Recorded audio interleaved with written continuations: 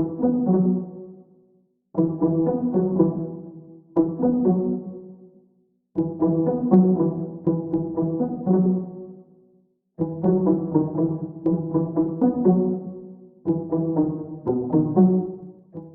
mampalahelo avy tany Ambatolampy indray vehivavy iray izay 20 taona nisy nanam-pahadoa tany Andranodobo Andranovelona distrikany Ambatolampy iny ny tamin'ny alatsinainy lasa teo iny no hita ny vatany sy ny volony. Ka ny pitsopitsony mahakasika an'izay ny fakafakena amintsika ato anatin'ity vidéo ity ka manasa antsika rehetra anaraka an'ity vidéo ity hatramin'ny farany. Aza dino ny milaiky ny vidéo antsika ary tsarovatra trano ny miabone amin'ny chaîne antsika mba ahafahanareo manaraka tsy tapaka ny vidéo zay lefa nahita isan'andro. Tsy ampindrila moa isika fa avy hatrany tonga de vavany ndao ary.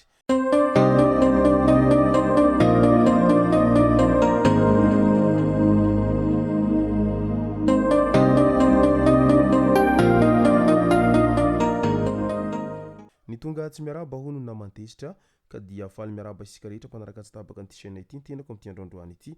Arakin'izay efa natsipiko zay dia ny mahakasika ny raha famonoan'olona tany Ambatolampy no tena iompanantsika ato anatin'ity vidéo ity. Fa milohan'izay dia andao aloha resantsika ireto tsara ho fantatra manaraka ireto. Taolampaty sy mangahazo tanaty gony hita teo ankaiky ny sampanana tetezana ivolo 1 kilometatra mialan-tanànan'ny Betsizaraina distrikany Mahanoro tamin'iny herinandro iny. Misa 770 ny taolandava ary 570 ny taolana fohy. Nanao fanadihadiana ny zandary avy ao Mahanoro niaraka tamin'ny mpiasan'ny fahasalamana sy ny komina ary ny lehiben'ny Fokotany tao Betsizaraina. Midika izany fa mbola misy foana ity halatra taolampaty ity hatramin'izay ka mandrakizao ary mbola mipetraka foana ilay fanontaniana amin'ilay hoe atao inona marina io taolampaty izay angalarin'ireo tsy matatody matetika ireo. Tany Brickaville indray nampanatsoina teo amin'ny brigade territoriale Brickaville ireo reny be antitra tany an-toerana tany tamin'iny androny omaly iny no zarain'ireo zandary izay tarihiny CB vary izy ireo nandritra iny fetiny reny iny. Faly aoka izany izy ireo tamin'izay asa sosialy izay nataony zandary izany. Tsara ilainy tahaka ity hetsika nataony zandary tany Brickaville ity ary maromaroa ny tahaka an'izany. Adjudant chef iray ao amin'ny tafika malagasy sy mpanaradia civil iray izay naratra ny balany dahalo tao dingadingana distrikany Tsironmandidy raha ny vaovao voaray hatrany. Nisy halatromby tao Mahazorivo komina Belobaka nanaradia ireo miaramila sy ny fokon'olona. Hita fa nandalo teo amin'io tanàna dingadingana io ny dianomby. Saika hanontany an'ireo olona tao an-toerana ny miaramila kanjo tifitra avy hatrany no nitsena azy ireo. Hay dahalo ireo tao an-tanàna raikitra ny fandonana maty ny dahalo 3 basomborona iray no azo. Ilay miaramila sy sivily maratra mafy kosa efa nahazo fitsaboana amin'izao fotoana izao.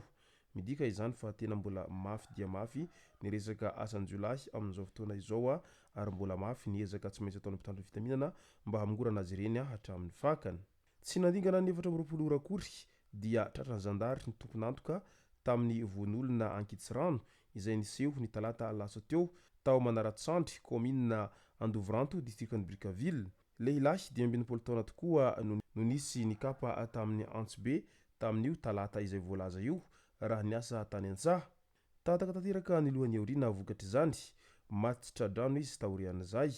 Nitsoaka ilay namono soa ihany fa nisy vavolombelona izay nafantatra an'ilay mpamono. Niara-nientana ny zandary sy ny fokon'olona, ny robo-drandro, ny ampitalakana, ny tety havoana sy lohasaha ry CB sy ny ekipany. Vokany azon'izy ireo ilay mpamono izay efa tonga tany Tanandava izany hoe efa lasa lavitra tokoa. Raha nanontaniana izy dia tsy mba nisy disadisa na antony goavana izay nanaperany anio ainy ray aman-dreny io. Nilaza izy fa tsy tiany tsotro zao io rangahy io ka novonony. Nidera ny hakingana sy favitriany CB ary ireo zandary mpiara-miasa aminy ny fokon'olona ao Brickaville ao. Izany ka tena mpitandro fitaminana hoy izy ireo taorian'izay fahatratrarana an'izay olon-dratsy izay. Ao anatin'izay resaka loza izay hatrany notsondrominy ity andriambavilanitra 20 taona ity tamin'ny antsy ny olotiny rehefa nifamaly izy roa teny Ambatomaro tamin'iny herinandro lasa ihany koa ity tranga ity no niseho. Nifamaly izy roa ka nolerany ramatoa kely tamin'ny antso maranitra ny helika havanany ilay toko ho andefo mandry ny rahatra izay ary tovolahy izay mbola 12 taona moa ity nolerany tamin'ny antso ity. Notsaboana haingana tany amin'ny hôpitaly ity farany. Notazomina natao famotorana kosa ilay tovovavy izay navandoza tamin'izay tsindronantsy izay ka niafatra nininona ny disadisa nininona ny atezerana dia mba tinohy ihany ny foa fa ny fotezitra tsy nanandrariny ary rehefa tsy hainao izay manatony ny fonao izay dia mety hitera-doza ho anao ary mety hampidi-doza ho an'ny hafa ihany koa. Andao amin'izay ho resantsika ny zava-nitranga tany Ambatolampy. Vehivavy iray izay 20 taona nisy nanam-padoa tany Andranodobo, Andranovelona distrikany Ambatolampy tamin'ny alatsinainy lasa teo iny no hita ny vatany sy ny volony. Ny lohany kosa mbola karohiny. Olona roa no voasambotra hatreto. Voalaza fa nantsoin'ny anadà ny ramatoa io ny sabotsy hariva ary nivoaka ny trano izy tamin'io fotoana io ka tsy niverina intsony taorian'izay. Efa nifonja io ramatoa io noho ny voan'olona tamin'ny alalan'ny fanampoizinana ka afaka tamin'ny figadrana izay 3 taona lasa izay.